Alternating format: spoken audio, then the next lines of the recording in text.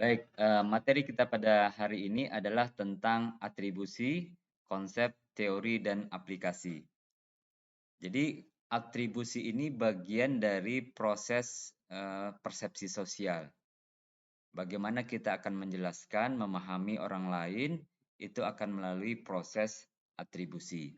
Nah, tujuan pembelajaran kita pada hari ini adalah yang pertama, memahami konsep atribusi, memahami proses dan implikasi atribusi, dan menjelaskan teori-teori atribusi, dan yang terakhir memahami bias atribusi.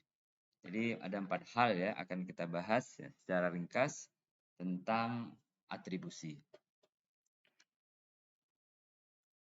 Oke, kita akan lihat ini ada berapa gambar ya. Apa yang Anda pikirkan tentang berapa gambar? Ada 4 gambar ya yang Anda bisa lihat ya. Gambar yang pertama, gambar yang kedua, gambar yang ketiga, keempat ya. Jadi punya sisi psikologisnya, mengekspresikan ya psikologis tertentu ya. Nah, kalau kita akan lihat ya, maka kita akan berpikir ya, apa yang kita pikirkan gitu ya.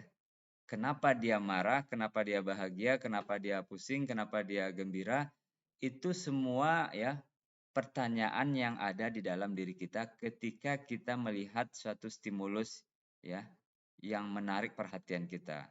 Nah, ini satu yang sering kita alami sehari-hari ya. Kenapa dia? Kalau kita nggak tahu ya, maksudnya orang lain, tetapi kalau kita sudah tahu, tentu kita akan tahu, oh dia bersedih karena orang tuanya meninggal ya.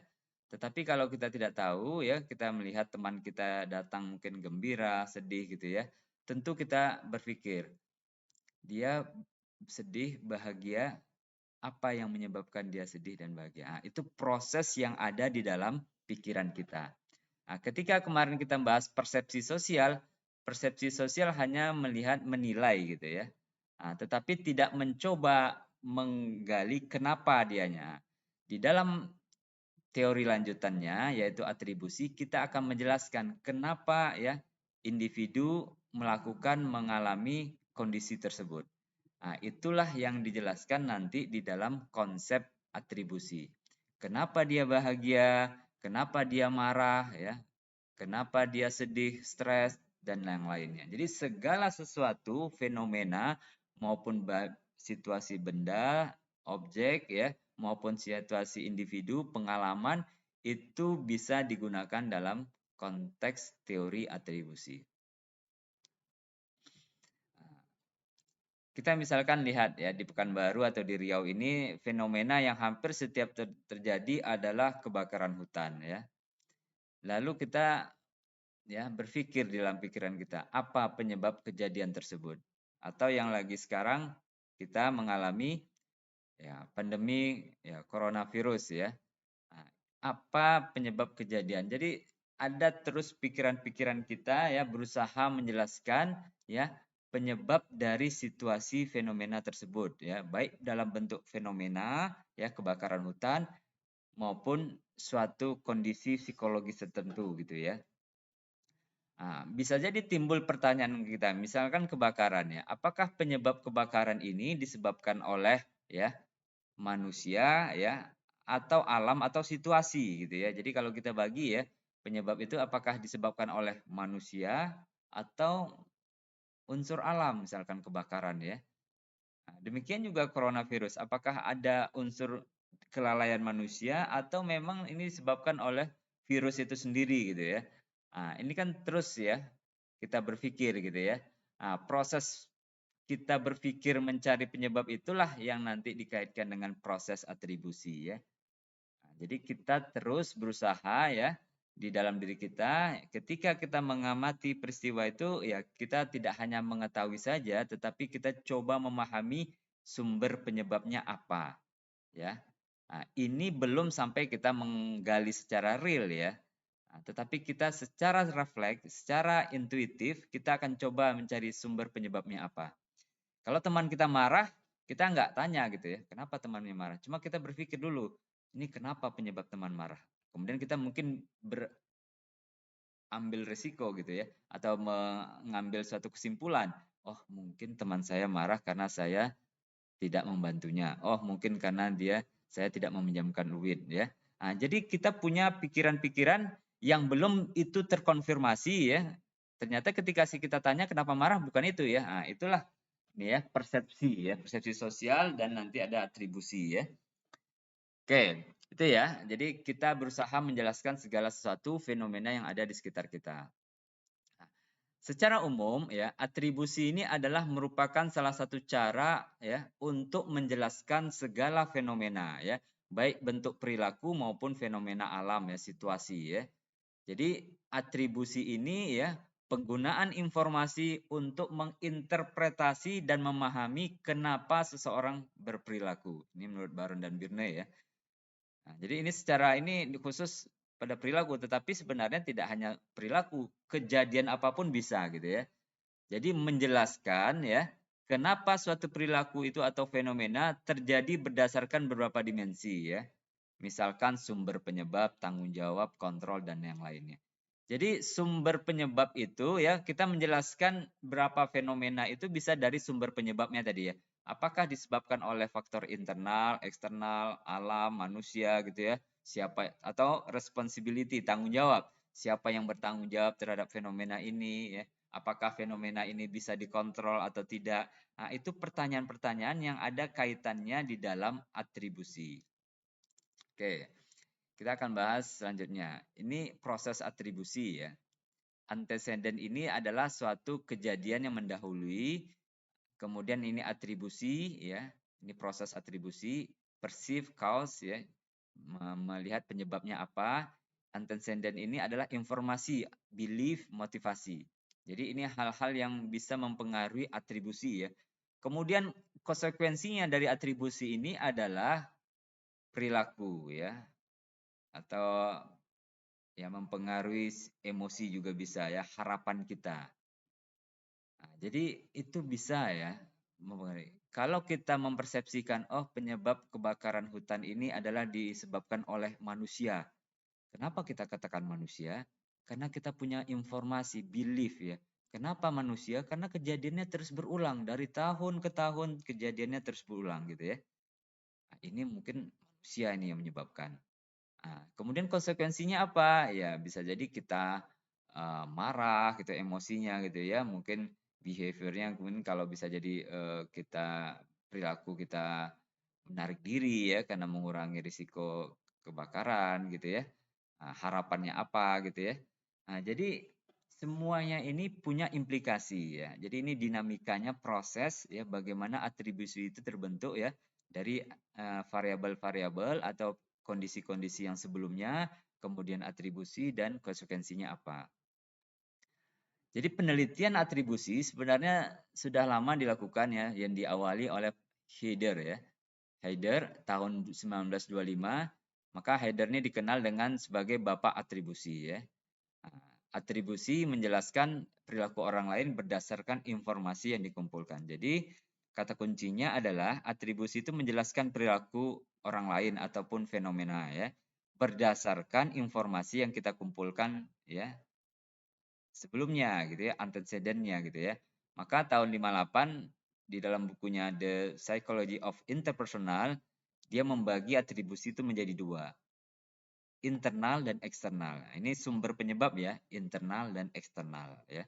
Internal itu dalam, eksternal itu di luar.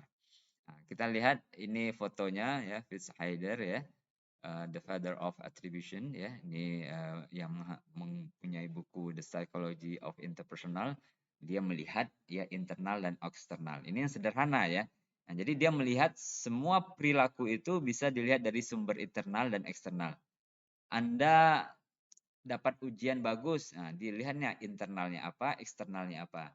Nah, cuma dia lihat mana yang lebih dominan, internal atau eksternal. Pasti ada dua-duanya ya. Mungkin kalau internal itu adalah yang melekat dalam diri individu yang menjadi karakteristik individu. Sedangkan eksternal dipengaruhi oleh di luar individu gitu ya. Misal kalau belajar dapat nilai bagus, kalau internalnya orangnya rajin, disiplin ya. Kalau eksternalnya ya bisa jadi dia ditunjang oleh buku yang bagus gitu ya. Kemudian strategi belajar yang tepat gitu ya. Kemudian apa namanya, teman-temannya yang mendukung, suasana belajarnya ya. Jadi itu cara kita menjelaskan ya fenomena misalkan ketika mendapat nilai bagus gitu ya. Nah, nah, ini yang saya ambil ya dari internet ya. Secara umum ya dari header ini ya yang apa namanya, yang mengusung teori atribusi ini ya, dia namakan adalah Naif ya atau common sense di psychology. Kenapa dia katakan itu? Ya, dia lihat bahwa pada semua orang itu bisa seperti ya saintis gitu ya, di dalam memahami perilaku orang lain ya. Dengan cara kita mengumpulkan informasi. Jadi kita berlagak seperti seorang saintis. Walaupun ya tidak gitu ya, tetapi kita menggunakan common sense kita ya di dalam kita menilai orang lain ya. Jadi atribusi teori ini mengasumsikan bahwa ya kita menggambarkan ya individu atau orang berdasarkan past experience ya, apa namanya? Pengalaman sebelumnya. Kan kita menghadapi situasi baru gitu ya. Jadi kita punya pengalaman yang nggak mengenakan tentang orang pada pengalaman situasi tersebut, maka informasi itu kita gunakan untuk menilai situasi baru gitu ya. Padahal belum tentu ya, maka nanti ada bias gitu ya. Bias apa namanya? Misalkan Anda ketika Anda presentasi, Anda punya pengalaman yang negatif gitu ya. Anda di apa namanya? Dikasih komen yang negatif. Kemudian pas di suatu saat di kemudian hari Anda melakukan presentasi lagi, kemudian Anda berpikir sama bahwa nanti saya akan diberi penilaian negatif. Itu Anda berusaha menjelaskan perilaku audien Anda gitu ya. Kenapa Anda melakukan itu? Karena pas experience-nya Anda pernah mengalami gitu ya. Jadi memang atribusi ini basicnya adalah informasi yang kita kumpulkan sebelumnya ya, pengalaman lewat pengalaman. Atribusi ya dalam yang header ini dia akan menjelaskan sumber penyebabnya. Apakah di sini ya internal atribusi atau eksternal atribusi ya.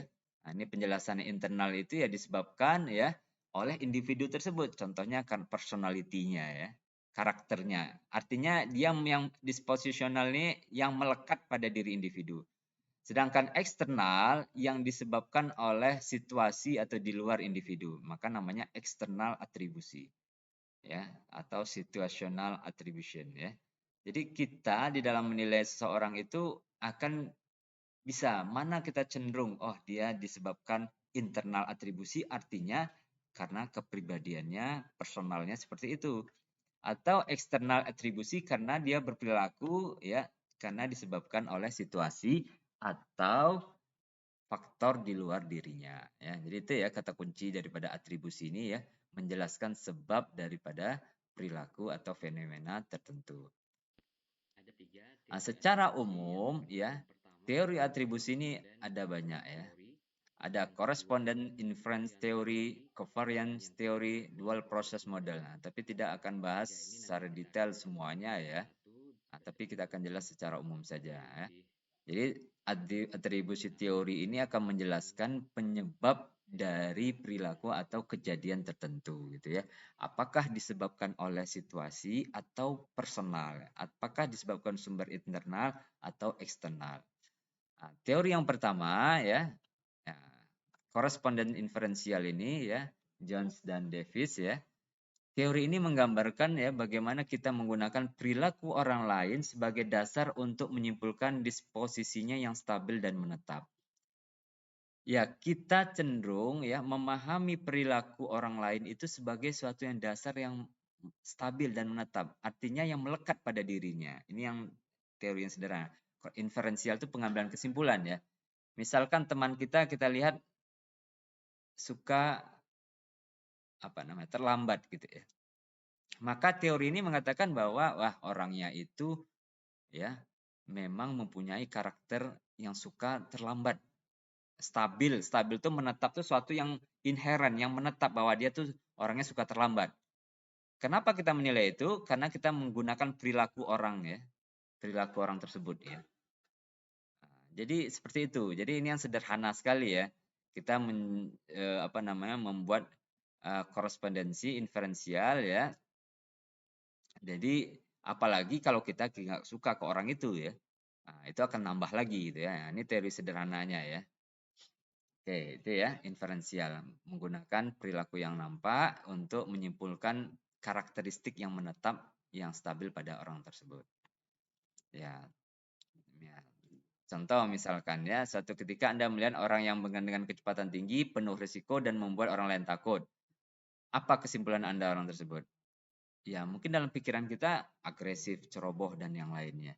Kenapa kita menilai agresif, ceroboh dan lainnya? Karena kita melihat dia kecepatannya tinggi, penuh risiko, ya hampir menabrak orang misalkan. Ya kita melihat yang mengambil kesimpulan dari perilaku yang tampak. Padahal belum tentu ya. Bisa jadi karena misalkan dia ingin mengantar saudaranya ke rumah sakit gitu ya yang butuh waktu yang cepat gitu ya sehingga dia mengebut kendaraannya berkendara dengan sangat cepat gitu ya. Nah, tapi kita tidak menyampingkan itu, kita fokus kepada perilakunya dan itu kita anggap sebagai orang yang agresif ya. Nah, ini teori korespondensi inferensial. Nah, ini saya pikir sederhana ya dan mudah dimengerti. Kemudian ada covariant theory ya. Nah, fokusnya adalah eksternal atribusi ya. Cenderung pada faktor situasional daripada personal ya di dalam menyebabkan perilaku. Kalau ini kebalikan yang tadi ya. Kalau tadi cenderung internal, kalau ini eksternal ya.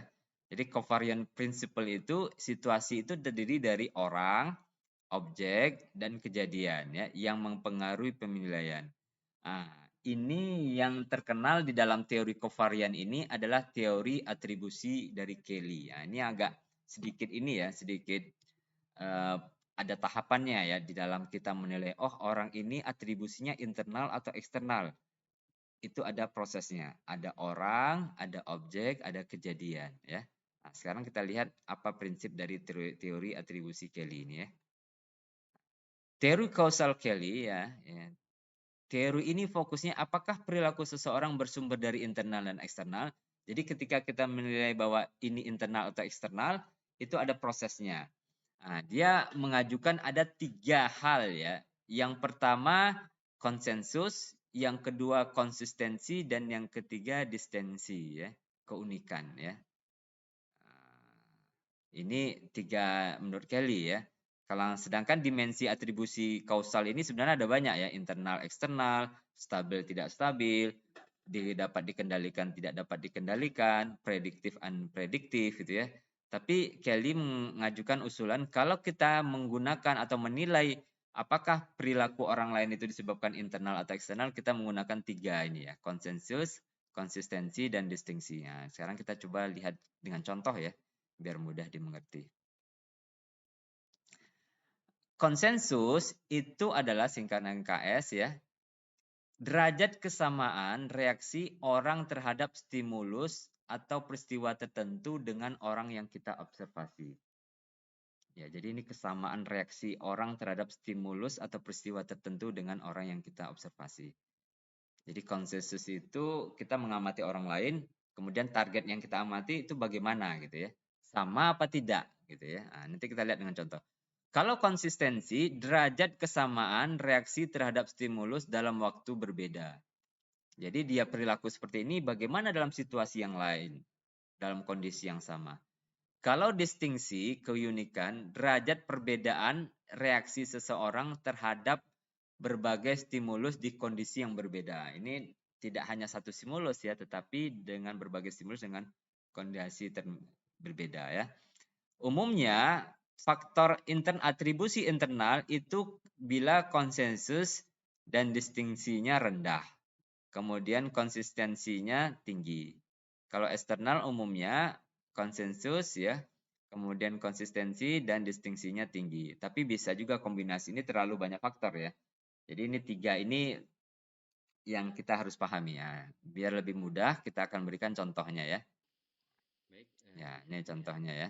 Lebih jelas atribusi Kelly. Nah, ini masih penjelasannya sedikit.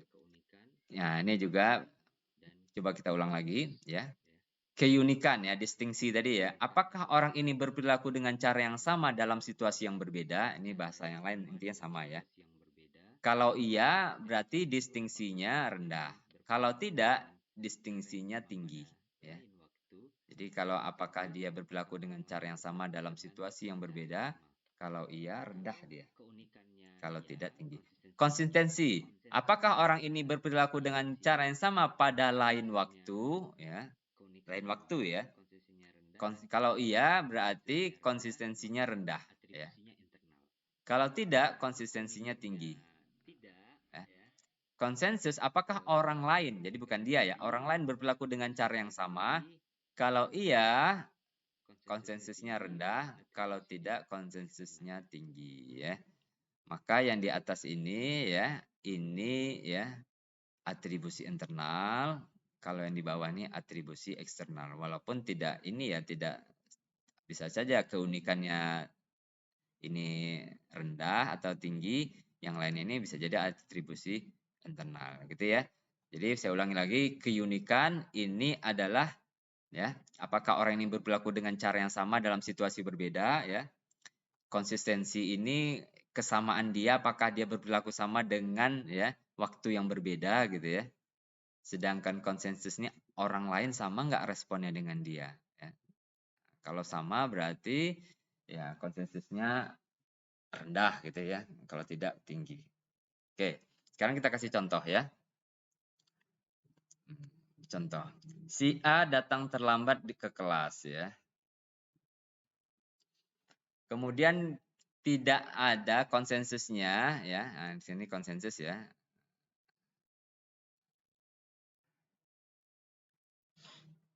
Tidak ada siswa yang lain datang terlambat. Berarti tidak sama ya. Ini kan si A, yang kita nilai kan si A. Ini si A datang terlambat nih ya. Kemudian kita lihat konsensusnya. Siswa lain tidak ada yang datang terlambat. Berarti konsensusnya rendah. Berarti dia nggak sama gitu ya, nggak sama dengan orang lain ya, rendah. Kemudian konsistensinya, hampir di setiap kuliah si A datangnya terlambat. Jadi kuliahnya mau kuliah A, kuliah B gitu ya, datangnya terlambat. Berarti dia tinggi ya, konsistensinya mau dimanapun ya, kuliah A, kuliah B, pokoknya kuliah gitu ya. Kemudian di keempat yang lain, ini distingsinya unik ya. Si A datang terlambat di tempat lain. Ya ini nggak kuliah ya, mungkin datang tempat janjian sama temannya. Jadi distingsinya itu perbedaannya dia datang terlambat dengan itu rendah gitu ya. Maka apa yang kita nilai dari si A? Atribusinya adalah internal. Artinya keterlambatan si A ini karena dia memiliki karakter yang suka terlambat. Ini internal. Kalau eksternal, keterlambatan si A karena dia mungkin ada masalah, ada mungkin bannya bocor gitu ya. Nah, ini akan berbeda nanti ya. Nah, tetapi dari data ini kita lihat ya, tidak ada siswa yang lain terlambat ya. Hampir di setiap kuliah si A datang terlambat, si A datang terlambat di tempat lain, maka kita menilai oh si A itu memang suka terlambat. Oke ya. Sekarang kita contoh latihan coba ya. Nah, oke. Si A marah gitu ya. Nah, ini dia marah ya. Ini fenomena yang kita lihat atau teman kita marah. Sekarang kita kasih informasi apakah atribusinya internal atau eksternal ya. Nah, ini informasinya sedikit ya. Nah, si A suka marah jika keinginannya tidak dituruti gitu ya. Di kondisi yang lain ia sering marah. Oke, ini baik dalam situasi apapun dia suka marah. Kira-kira dia atribusinya internal atau eksternal? Internal. Kenapa internal? Karena di situasi apapun. Benar ya. Jadi sederhana gitu ya, mudahnya ya. Konsistensinya di tempat lain, kemudian distingsinya misalkan ya, itu tidak jauh berbeda ya dengan kondisi marah ini. Nah, maka dia internal. Tapi kalau dia pengalamannya ini, informasi yang kita terima seperti ini, misalkan si A tidak marah jika keinginan tidak dituruti, dia selalu tenang dalam menghadapi masalah. Kira-kira jawabannya apa? Atribusinya internal atau eksternal? Eksternal, Pak. Eksternal ya. Nah, gitu ya. Jadi kita menggunakan informasi yang sebelumnya untuk menilai ya, apakah perilaku marah itu disebabkan oleh internal atau eksternal. Ini belum kita ada motif lain ya, karena ada informasi tadi ya, ada motif ya, ada keyakinan. Tapi kalau misalkan ada belief atau motivasi gitu ya, orangnya nggak kita suka, walaupun dia ini bisa saja penyebabnya internal gitu ya. Jadi karena ada ketidaksukaan gitu ya. Misalkan nih, orangnya rajin gitu ya. Kemudian dia dapat nilai bagus, tapi karena kita nggak suka karena sama dia, karena mungkin pernah konflik, kita katakan, oh penyebab nilai bagus itu karena, nah kalau nilai bagus dia katakan karena menyontek gitu kan. Nah, padahal dia belajar gitu ya. Nah, jadi itu ada motif karena pengalaman negatif ya. Nah, tapi kalau kita lihat bebaskan dari itu, maka oh kenapa dia dapat nilai bagus? Oh ternyata memang dia rajin, mata kuliah lainnya juga rajin, kemudian dia suka bertanya gitu ya, suka belajar gitu ya. Oh iya wajar dia disebabkan oleh faktor internal. Tapi kalau ada orang teman kita dia nggak pernah belajar, dapat ini gitu ya, kemudian dapat nilai bagus, maka atribusinya internal atau eksternal? Internal. Kalau nggak ada dia, kita lihat nggak ada belajar, nggak ada ini, malas juga, dapat nilai bagus. Kita cenderung atribusinya internal atau eksternal? Internal. Ya, Eksternal, Pak. Eksternal, Pak. eksternal kan. Kalau internal tuh kan wah pantas saja dapat nilai bagus karena dia orangnya rajin, pintar, nggak malas gitu ya. Tapi kalau dia orangnya malas, nggak rajin, tapi dapat nilai bagus, kita akan coba jelaskan, wah itu sumber penyebab nilai bagus itu eksternal. Eksternal itu dari mana? Oh, dia dapat dibantu oleh temannya. Oh, dia mungkin nyontek. Itu eksternal itu kan. Eksternal bantuan dari temannya. Karena apa? Kita lihat informasi sebelumnya dia tidak punya karakter itu gitu ya. Nah, jadi kita akan menjelaskan ya apa fenomenanya ya. Nah, kalau menurut teori Kelly ini dia menjelaskan berdasarkan konsensusnya, konsistensinya, distingsinya ya. Nah, ini harus bisa dipahami gitu ya. Kalau Anda melihat misalkan lagi belajar ada teman Anda ngantuk. Oh, sebelumnya dia nggak pernah ngantuk, tetapi kok ngantuk hari ini? Oh, dalam langsung berpikir kita, oh mungkin dia disebabkan kecapean dari malam. Ah, itu eksternal ya. Tapi kalau kita kesimpulan, oh dasar dia suka ngantuk, di mana saja dia tidur. Ah, berarti internal ya. Berarti kita udah tahu informasi sebelumnya kalau dia di tempat lain juga suka tidur gitu ya. Nah, jadi itu. Bagaimana kalau kita tidak ada informasi sebelumnya? Nah, ini kalau tidak ada informasi sebelumnya kita akan menggunakan praduga gitu ya. Misalkan kita melihat orang lain ya, marah gitu ya, maka kita cenderung menggunakan teori korespondensi inferensial ya. Ya, atau kondisi kita saat itu bagaimana. Kalau kondisi kita nggak bagus, bisa jadi kita katakan, oh dasar pemarah orang tersebut. Kalau kita kondisi psikologis kita bagus, oh mungkin orang itu ada masalah. Nah, ya, jadi tergantung, ada yang banyak faktor ya di dalam menjelaskan fenomena atau kejadian sesuatu. Oke, ini ya teori Carey saya pikir sudah dapat dimengerti. Kemudian teori yang lain, dual process model ini tidak terlalu terkenal ya. Nah, ini cenderung membuat atribusi secara otomatisasi ya, dan karena itu perlu hati-hati dan logis ya. Nah, jadi ada proses tahapannya, identifikasi proses, kategorisasi, baru kesimpulan ya. Jadi kadang-kadang memang di dalam proses atribusi ini kita kadang terlangsung otomatis gitu ya. Karena apa? Karena seperkian detik gitu ya, kita melakukan persepsi, kemudian kita langsung otomatis kenapa dia demikian. Nah, maka di dalam ini Trop mengajukan kita identifikasi prosesnya, kita kategorisasikan gitu ya. Terakhir kita buat kesimpulan, oh ternyata dia disebabkan oleh ini. Nah, tapi itu melalui proses-proses identifikasi. Namun memang tidak semuanya dengan mudah kita buat ya, karena kita butuhnya cepat gitu ya. Nah, mungkin kita lagi memperhatikan orang, kita mikirin pelan-pelan ya. Jadi memang tahapan-tahapan itu sering terjadi proses otomatis karena memang proses berpikir kita secara cepat gitu ya, sehingga berpotensi menimbulkan bias ya. Baik. Nah, kemudian ini ada Wiener Theory yang mengembangkan teori atribusi dari Haider tadi ya. Nah, Wiener Theory itu dia tidak hanya melihat ini ya, tidak hanya melihat internal eksternal ya. Nah, dia akan lihat namanya Wiener Attribution Model ya. Dia lebih tidak hanya internal eksternal sumber penyebab, tapi dia lihat locus of control ya. Locus of control itu sejauh mana itu kontrol itu bisa dikontrol gitu ya. Bisa apa tidak? Kemudian dia lihat stability ya. Perubahannya stabil apa tidak ya. Kemudian ya kalau locus of control ini internal eksternal ya kayak yang tadi ya. Sumbernya internal atau eksternal. Kemudian dia lihat controllability ya. Ini maksudnya adalah apakah perilaku itu dia bisa kontrol atau tidak. Jadi ini adalah dimensi dari atribusi itu sendiri. Ada locus of causality internal eksternal, ada yang sifatnya stabil dan tidak stabil. Nah, dia contohkan seperti ini.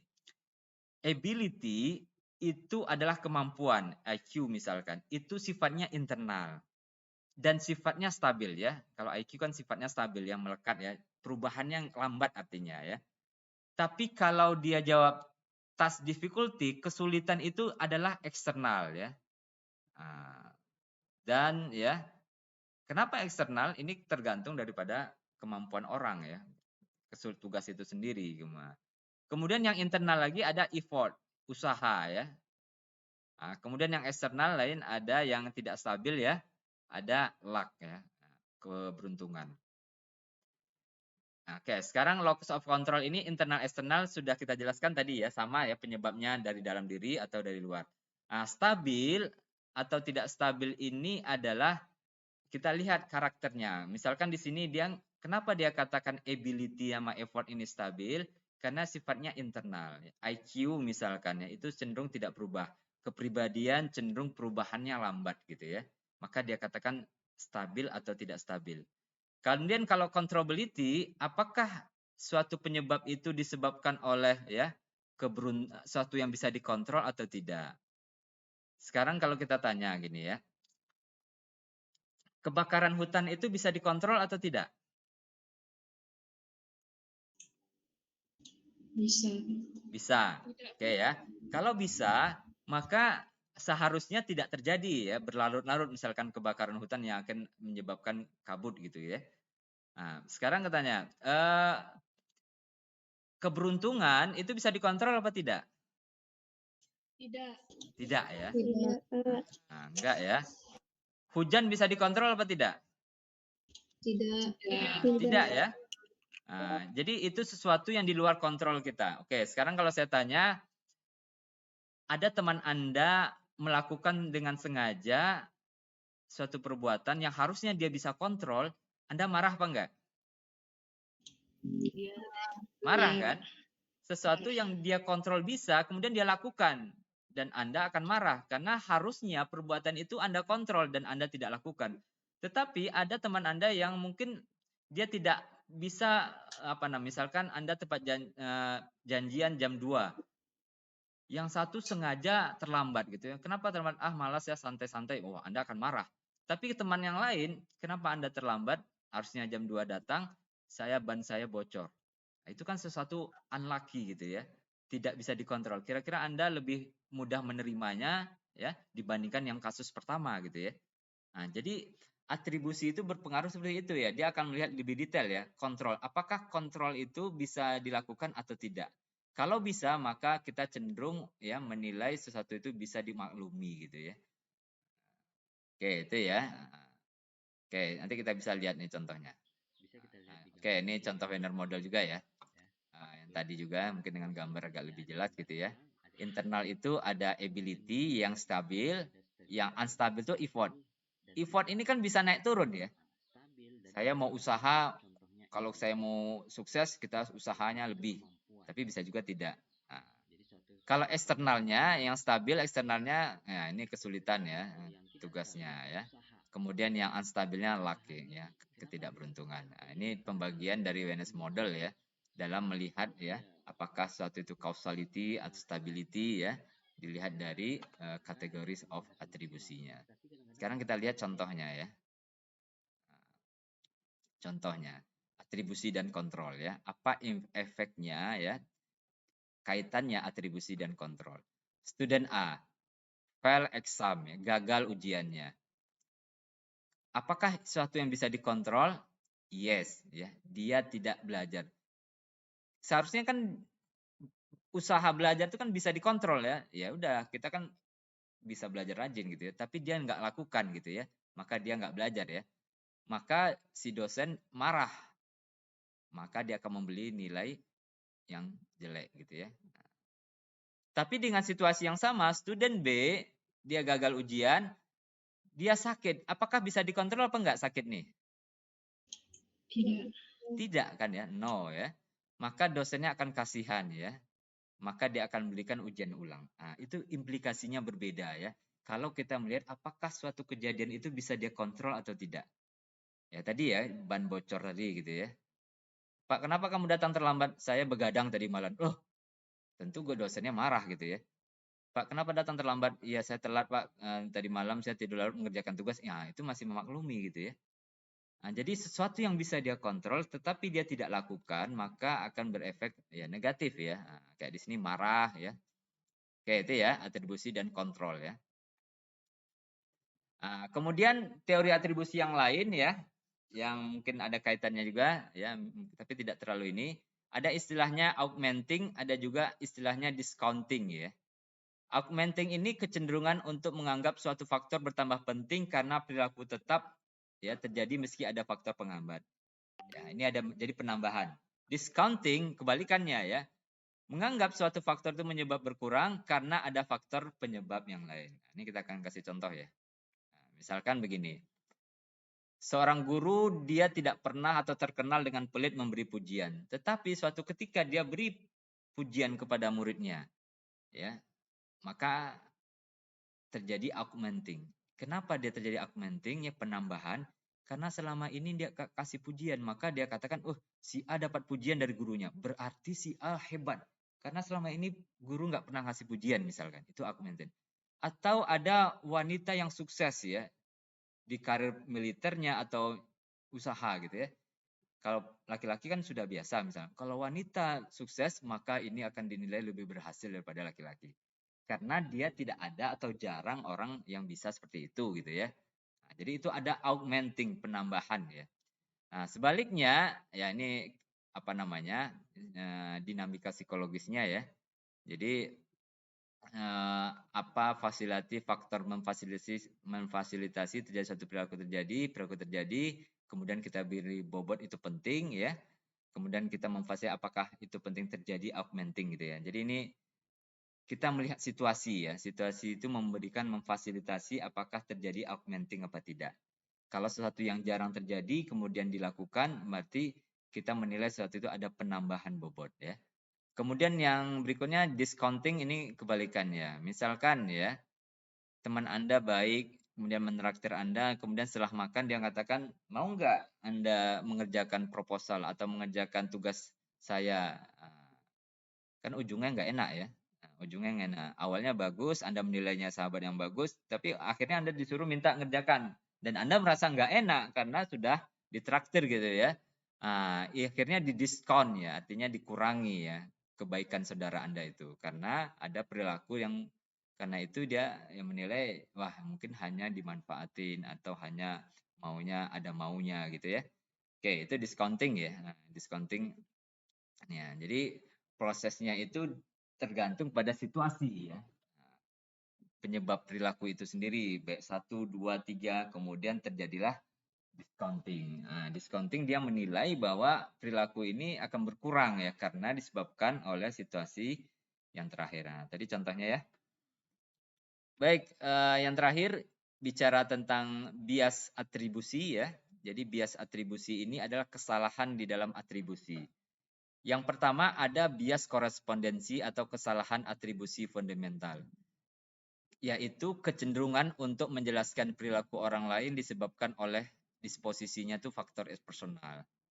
Kadang-kadang kita menjelaskan kesalahan ya atau perilaku orang lain itu karena faktor penyebabnya, karena faktor individu. Kenapa? Ya mungkin karena kita nggak ada kaitan dengan orang lain. Misalkan ya orang itu malas gitu ya. Atau misalkan orang itu mendapat nilai nggak bagus, kita katakan oh memang dia orangnya pemalas. Nah, pemalas itu kan dilekatkan pada diri individu. Kemudian yang kedua ada efek aktor pengaman. Nah, ini tergantung dari mana kita mengamati ya. Nah, umumnya kecenderungan mengatur kita lebih pada faktor situasional sedangkan orang lain internal ini ya. yang lain bias kompensasi internal, tapi kalau ke kita itu situasional. Misalkan kalau orang lain dapat nilai jelek, kita katakan, oh dia malas, nggak mau belajar.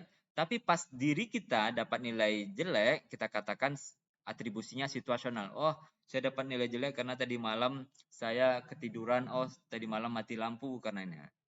Nggak kita katakan, wah saya memang nggak malas gitu ya. Tapi kita katakan itu ya. Jadi sering kita menyalahkan apa ya orang lain ketika hal yang salah. Nah, itu adalah nama bias juga, bias mengutamakan diri. Kecenderungan menilai kesuksesan pada faktor internal. Jadi kalau kita sukses, kita katakan itu karena saya. Tapi kalau kita orang lain sukses, kita katakan wah itu karena faktor situasi. Ya. Jadi bias mengutamakan diri ya. Nah, ya, jadi ini kenapa kalau kesalahan kita katakan faktor eksternal ya, tapi kalau sukses kita katakan faktor internal ya karena kita gitu ya. Kemudian ada juga false consensus effect gitu ya, kecenderungan berlebihan mengenai pendapat, pandangan dan perilaku kita ya, agar ya perilaku kita disama atau disetujui orang lain ya. Jadi kita menganggap perilaku kita itu ya disepakati, disetujui orang lain. Ada satu namanya anggapan gitu ya, padahal belum tentu ya. Ada juga namanya self-centered bias ya, individu menilai bahwa kontribusinya lebih dominan dibandingkan orang lain.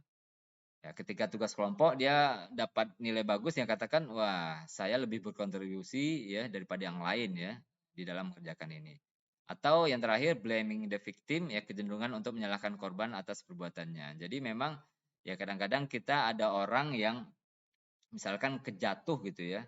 Kadang-kadang kita menyalahkan korbannya gitu ya karena kelalaiannya, karena ini. Tapi ketika kita yang mengalami cenderung kita alihkan kok ke situasional ya, bukan karena kesalahan kita.